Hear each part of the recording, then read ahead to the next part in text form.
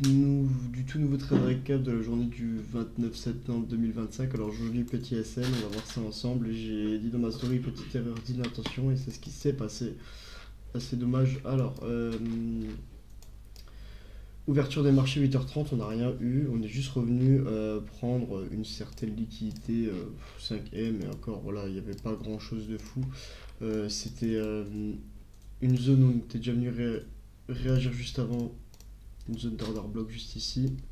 En 15M, on est venu réagir à la hausse, prix les plus hauts.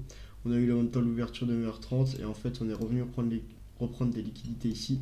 Je m'attendais à ce qu'on revienne dans ce fair value gap H4 avant de délivrer haussier. Mais c'est pas grave, on a commencé avant donc j'ai attendu un nouveau setup. Et ici mon setup c'était juste là. Il doit rester encore un fair value gap H4 juste en haut. Hop. Donc, de ma logique, on avait retracé dans un fair value gap 5M. On allait au moins aller jusqu'à ses plus hauts. Sachant que, juste ici, il nous restait une zone d'order block. Voilà. On venait de reprendre les liquidités ici, réagir dans le fair value gap 5M, avec tout le contexte derrière des plus hauts time frame. Hein. Et on est revenu délivrer à la hausse. Donc là, pour moi, il restait un order block 1M.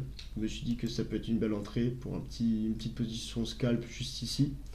Ce que j'ai pas vu sur le S, on va aller voir ça ensemble, c'est qu'en fait on avait déjà pas respecté cet order block juste ici, on était venu déjà clôturer à la baisse, donc en fait il n'y avait juste pas lieu de prendre une position euh, sur, euh, sur le NAS à la hausse.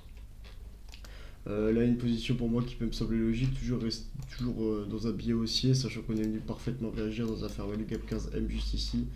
Voilà, juste ici, ce fair value gap. Je m'attendais à ce qu'on réagisse dans l'autre, mais on a une journée extrêmement haussière, je trouve, pour un lundi. Là, on peut voir ouverture de minuit, on n'a même pas créé un Judas Swing juste un point, je crois, même pas forcément beaucoup. Voir ça. De 2 points. Voilà, un Judas Swing de 2 points, l'ouverture de minuit, 8h30, je m'attendais pas à grand chose, au final, on est venu manipuler. Mais en fait, ah oui, et on est venu reprendre ici, pareil, des liquidités H1, juste ici. Donc ça aurait pu être une belle zone d'entrée, sauf que aucune entrée ici possible. Juste sur ce fair value gap 5M, mais ça m'aurait donné un risque reward vraiment pourri et c'est pas ce que je cherche. Du coup, j'ai cherché à prendre une position scalp. J'aurais peut-être dû pas du tout prendre de position aujourd'hui. Ça, c'est dommage. Mais bon, c'est pas grave, voilà, c'est fait. En tout cas, belle analyse. On a eu une belle délivraison de prix du Nasdaq. Assez dommage qu'il n'a pas créé de setup, mais en soi, ses points de retournement étaient bien et ils étaient, on va dire, devinables. Enfin voilà.